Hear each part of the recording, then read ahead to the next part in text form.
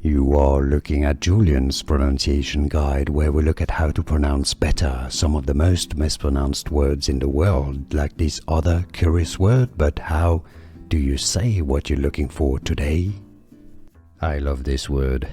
Isn't it fantastic? I mean, it looks great, but yes, so many letters. It looks very confusing. By the way, if you want to learn more clarifications of pronunciation, stay tuned.